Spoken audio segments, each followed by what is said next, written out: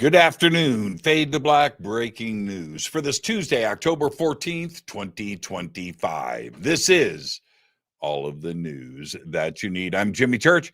It's raining here in Southern California. It's been raining for about 24 hours. It's absolutely amazing. Let's move on. On this day in history, 1975, Ronald DeFeo Jr. goes on trial for the killings of his parents and four siblings in their Amityville, New York home, the site of the Amityville Horror.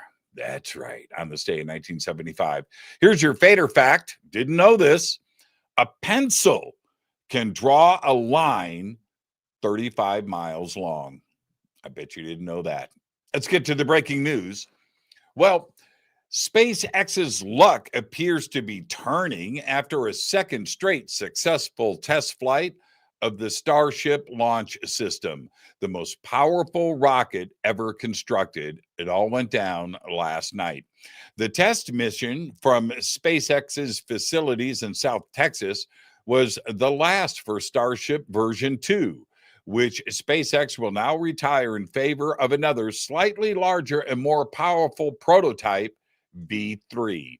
Version 3 is expected to carry out its first test launch later this year. It was pretty cool to watch. Star Trek's Starfleet Academy TV series will arrive on January 15th, 2026.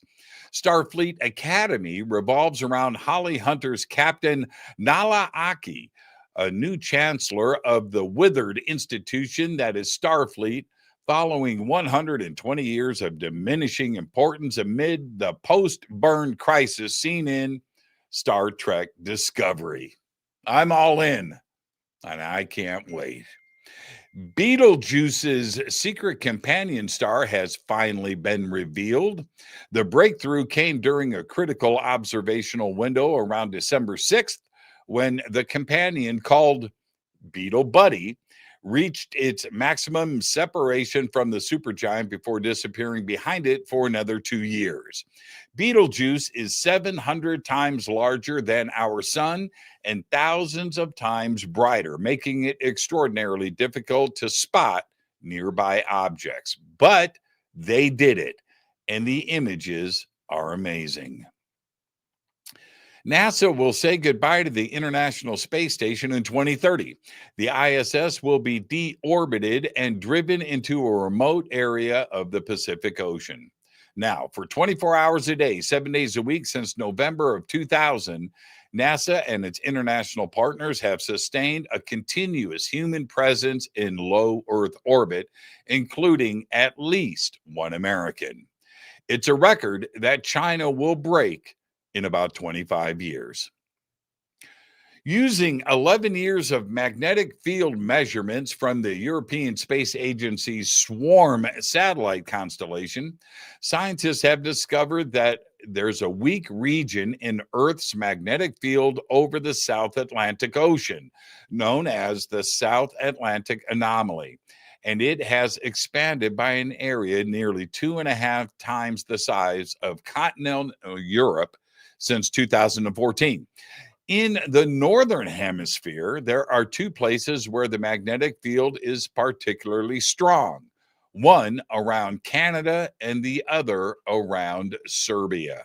It's very interesting, and the measurements are pretty compelling. And finally, well, I'm going to leave you with this. Another rare lobster is making a splash at Northeastern University's Marine Science Center in Nahant. The brilliantly colored orange and black lobster is called a calico, and the odds of catching one are believed to be 1 in 30 million. That makes the female lobster, named Jackie, by the way, short for jack-o'-lantern, even more rare than the recently arrived blue lobster Neptune, whose coloration is about 1 in 2 million. Now, it's cool. Okay, I get it. But what does a rare calico lobster taste like?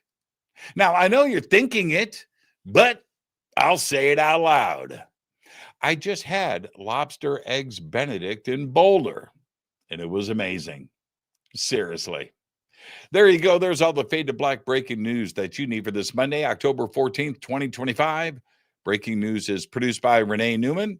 I'm Jimmy Church. I want to remind everybody tonight we got a pretty big show. Lawrence Krauss joins us for the first time, and we're going to be talking about 3I Atlas, physics, astrophysics, theoretical physics, all of the fun stuff tonight with Professor Lawrence M. Krauss. So until then, all I've got is Gobekli Tepe.